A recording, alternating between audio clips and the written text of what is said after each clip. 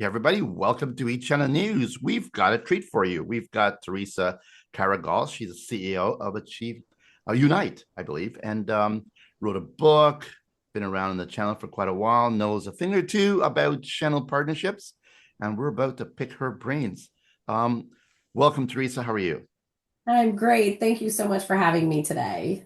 It's so my pleasure. So you've been around the channel, but for those who don't know, Theresa, just give us the 1 minute recap of your journey to where you are today. Oh, I started my career in sales and partners and dreamed to be a channel chief when I was 20 something years old and went on to do that with Sienna and Extreme. And then about 8 years ago, became an entrepreneur and founded Achieve Unite and have spent the last 8 years working with clients around the world, building partner strategies, partner programs, superpowers of educating and helping people become really expertise in partnering and channel and going beyond the tech industry as well. And as you know, we just published our book, Partnering Success, which is really a culmination of the work of the last 8 years with clients and exercises and all of these things to do partnering right first time. And I'm I just should so have bought the book already, Teresa. So I'm apologizing, but I will go get it and catch up on it. I just literally forgot over the holidays, but I know. Well, Amazon, it hit the Amazon bestseller list in 24 categories as of Friday. So we're really bravo. proud. And hopefully it can be a very good guide for your clients and your members. Well, everybody needs to figure this stuff out, right? Because this is how we all kind of get along Yes. and become bigger, better, smarter, and stronger, right? So great stuff for you. I can't wait to read it and dig into it. But I'm gonna pick your brains right now about what's in it. But let's talk a bit about the channel game for a second. Okay. So, it's evolving obviously over the years and so on. And today, you've got a whole bunch of vendors and you've Yeah. got a whole bunch of MSPs and channel partners. And the game is, how do these folks get together and dance on a dance floor and become really great together? And that's much easier said than done. So before Mhm. we get into the solutions of this, what are some of the craziest things that you've seen that you shake your head on, that you see vendors do with channel partners? What are the downsides that you've seen? I mean, I think partnering and we talk about this in our 2025 trends, partnering success trends.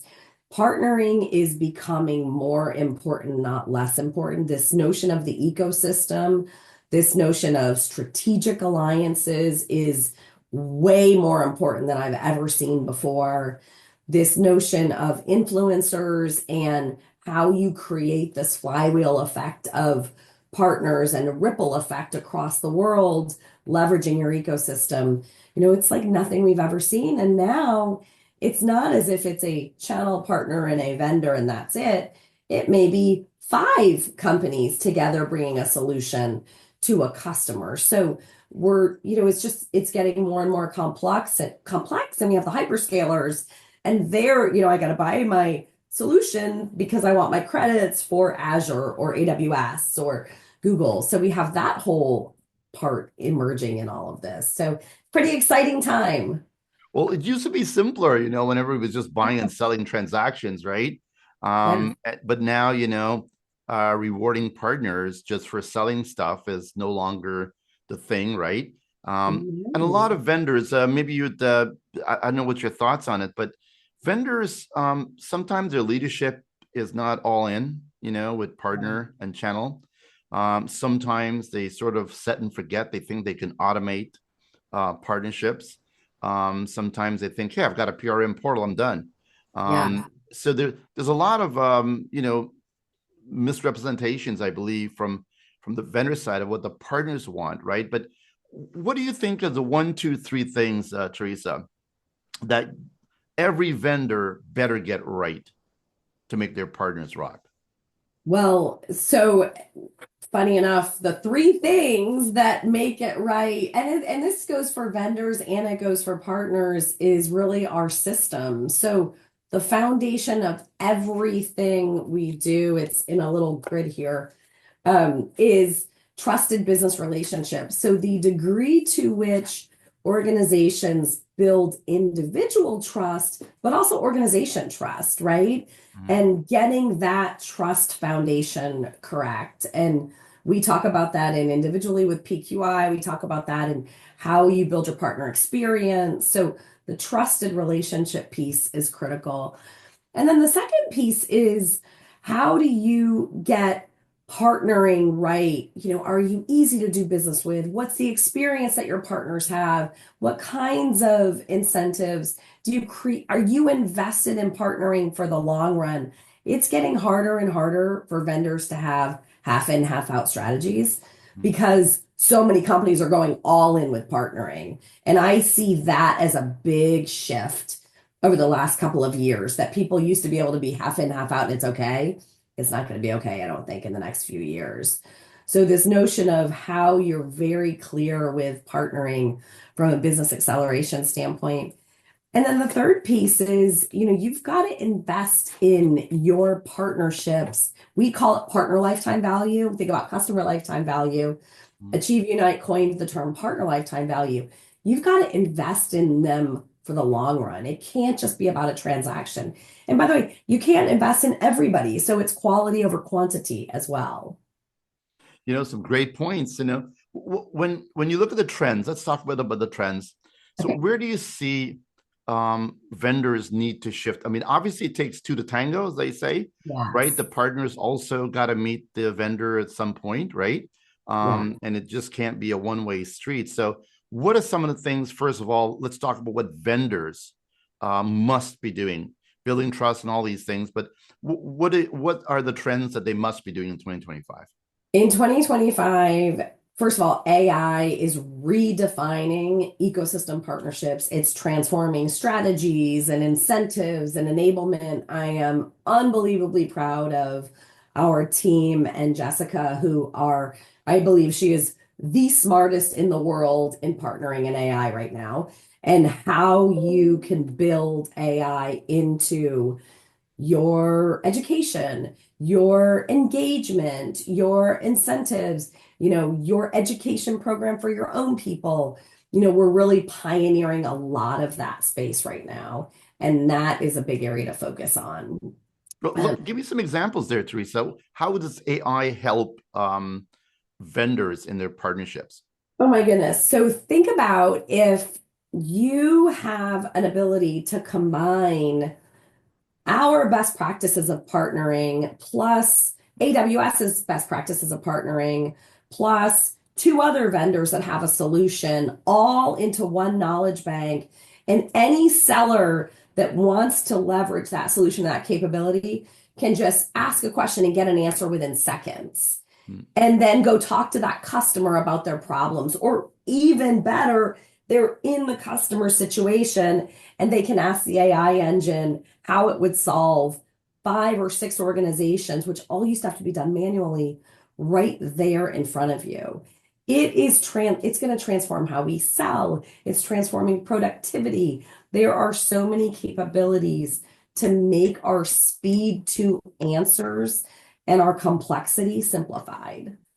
So, what's your thoughts then about putting all this data in AI and the guardrails being up for cybersecurity and things like this? It's great. There's a lot of things that happens, but we all know that AI is still in its infancy, and it's hallucinating a lot, and the recommendations may not be that hot. Are we talking about creating a private instance Yes, of it? we are very big into the private knowledge banks, the power of the combination of private. Yes, 100%. Special agents that have purposes, for different reasons. You're exactly thinking about it correctly. So when you think about AI being obviously one of those trends that's literally redefining everything we do everywhere, including big things like cybersecurity and so on. Um, what are you telling vendors about how they should build, their partnerships? Are are events the thing? Are more, road shows a thing? Visiting these people are the thing? Like, what is the things Yeah, that the activities they should be doing to it's get a bit interesting. closer? And I'll go to the third part of the system for partnering success, which is your community influencer strategy. And I think, I don't think it's one answer for every company. I think there's no question people want to be face to face more than ever after COVID. However, now there's events everywhere and there's all these opportunities for communities. So you have to be really deliberate about what your community strategy is. Associations, folks like your organization, right? Participating with you.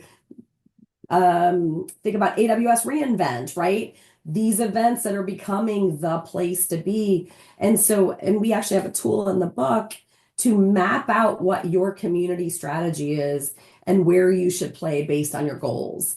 And I think that you need to be very deliberate about that, much more so than probably in the past, because you just can't be everything to everybody and can't be everywhere anymore.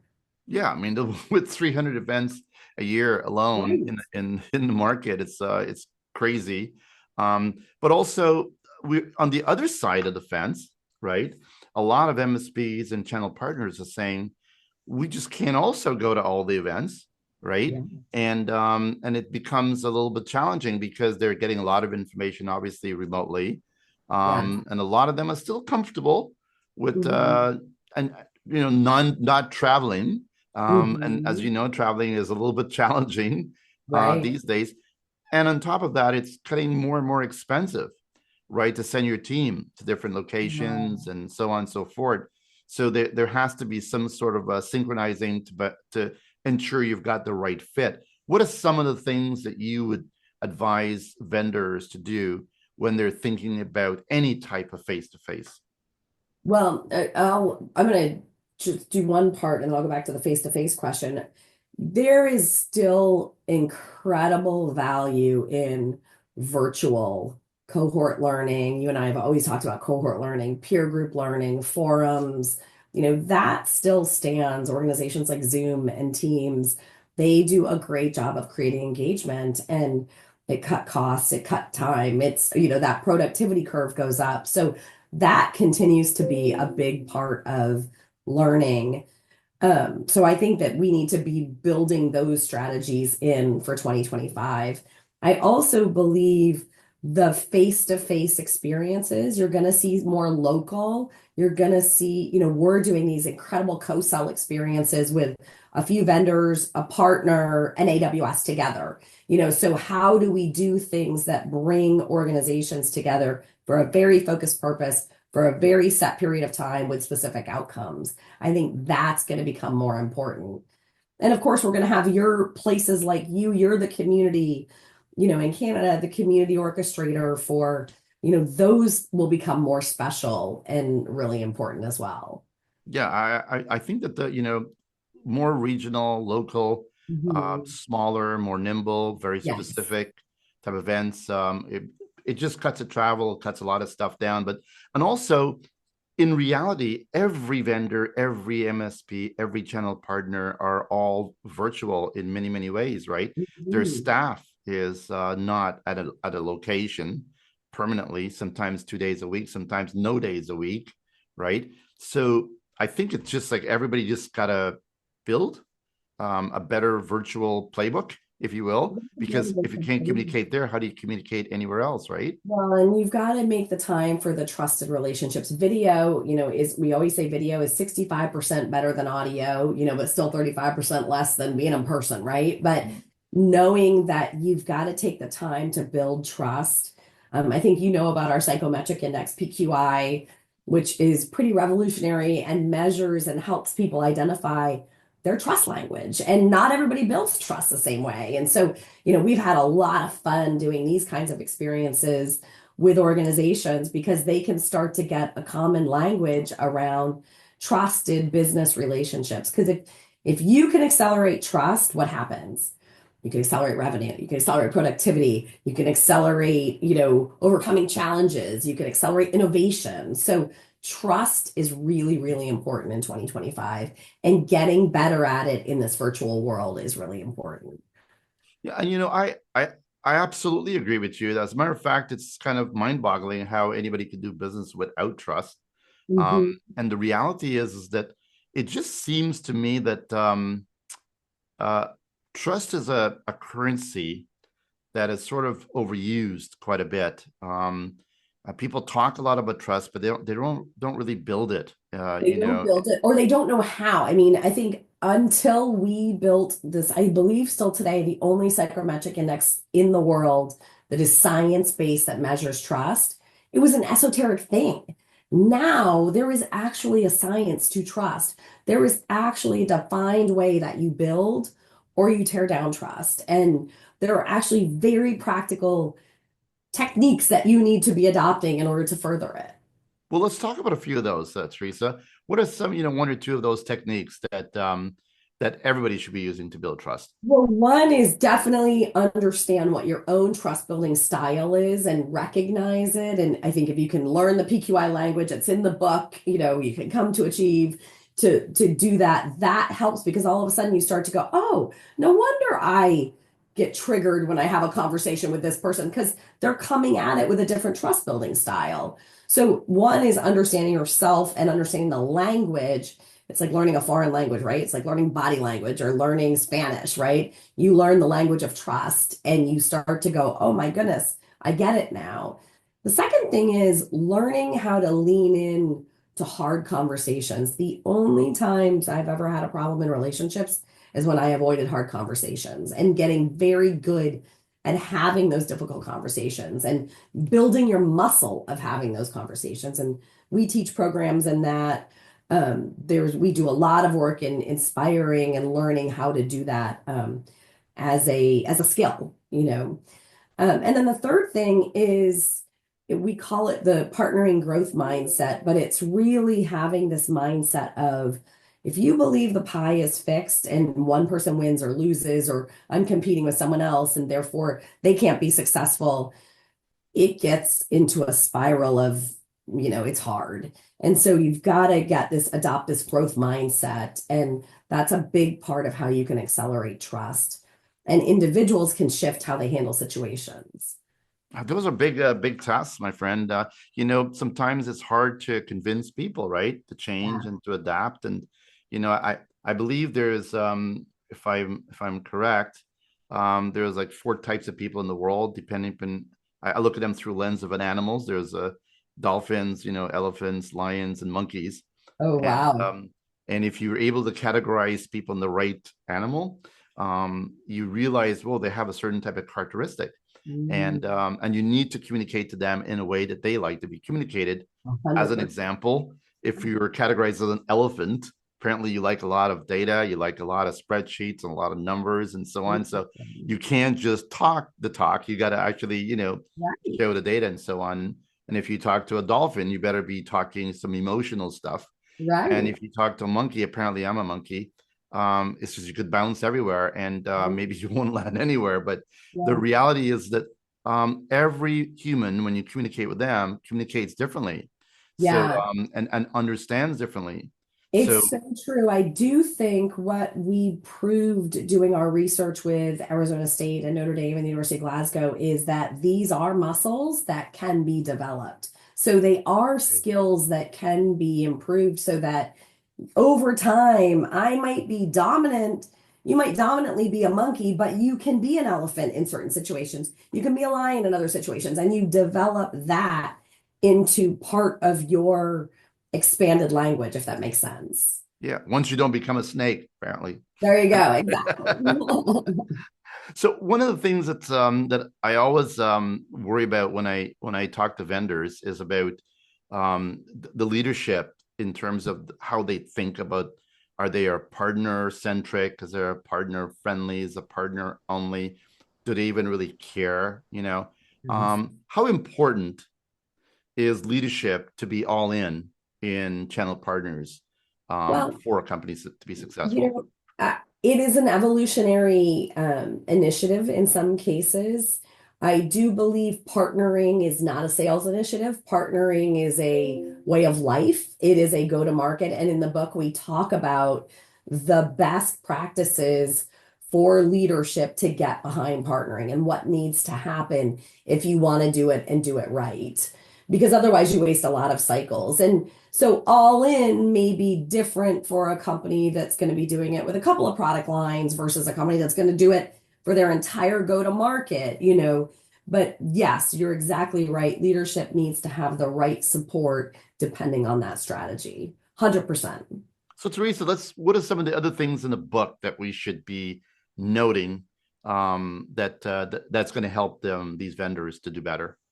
There is a partner readiness assessment in the book. You can look at Cool. how strong you are. We also have one online if you want to check your organization to see where they are in partnering and what the readiness is.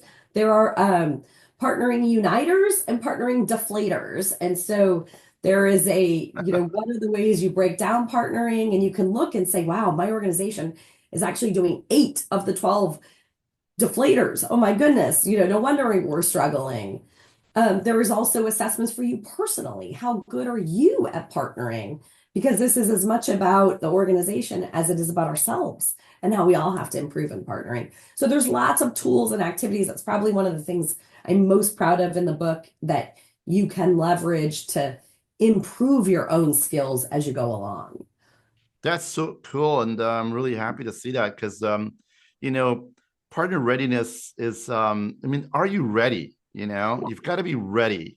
And a lot of people say, "Yeah, I'm ready when I see what's going to happen or whatever." Right, You know, right. that can't be like that's like half ready, you know. That's half. Um, so That's yeah, it. I really like the fact that they can actually do a bit of a self-assessment to see how they are. And I will get you a link to the book and also a link to our 2025 Partnering Success Trends as part of our conversation. Definitely. So, any more trends that you'd like to shout out on before we Well, jump we on? talked about trust. We Yep. talked about joint growth-oriented goals being this mutual success. It's no longer about me or them selling my products. It's really about growth. Talked about transformation. We talked about AI, we talked about community building, co-selling, co-selling, co-selling. That's going to be, got to get good at co-selling, right? The sales Yeah. reps that used to go it alone, that's going to be really hard in this world, right? Strategic alliances are going to really make a big impact and get bigger and bigger in the next few years. Oh, here's one more, M&A. We're going to see more mergers, acquisitions, and consolidation again as the market opens up and this AI thing. So I think we're going to see a lot more M&A happening this year as well. For sure. It's Probably good for now. yes. One last question on the actual vendor side. What is some? How does automation?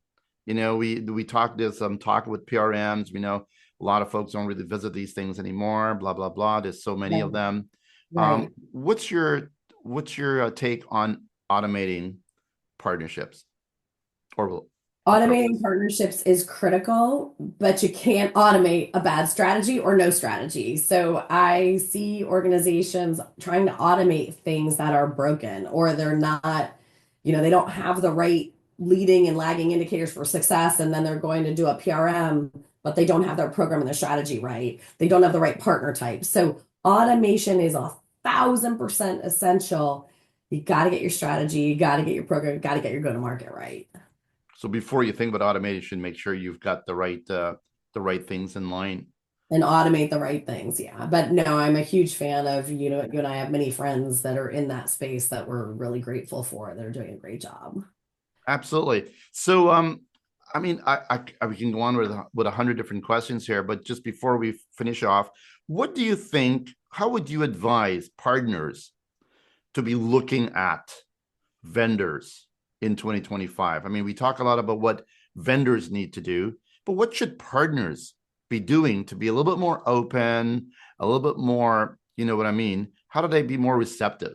Yeah, I mean, look, I think partners have more power than they've ever had before, in the especially in cybersecurity and some of these more complex. So, looking for the vendors who are willing, who live partner lifetime value, they want to invest in their partners for the long run.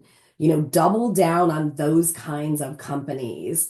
Looking for the organizations who really value trust and you see it permeate as a culture and a DNA in their organization and they behave consistently from top to bottom, from seller to engineer to partner manager. Look for that because that's going to help you be successful. Look for vendors that are growing and, they're active, they're receptive, they're creative, they're innovative. Those are going to be the kinds of places where you're going to get big lift working hand in hand. Yeah, always be learning. One Always. more question. Okay. Um, uh, when vendors are looking now, of course, you're moving from rewarding partners for their transactions they're offering to now to the actions they take, the kind of expertise they have. What are your thoughts on how rewarding partners are sort of shifting? Because there's also all the other kinds of partners as well, right? Different types of Yeah. partners that's in the ecosystem. What's Yeah. your take on how vendors should approach rewarding these partners? Well, I think the days of everything being the same are gone. Different partners want different things. So having a modularized, flexible, use what you need in the program to bring value is really, really important. Secondly, it's still about growth, but it's not maybe about the 5% I make or the 10%. It's about maybe I can build additional intellectual property, recurring revenue services. That is the hottest space. For every dollar of this vendor, I get $10 of services to solve my customers' problems. Organizations that will do that with you are going to be much more critical in this next era. So, Theresa, are you educating folks about this stuff, or are you helping them to implement? What are you, or all the above? We do too. Of course, we're helping the strategy and the program. We're going to be making a big announcement soon in the strategy and consulting space. And then we also do the people development, helping the people get really good at that. That's a big part of our superpower as an organization, really important to me personally.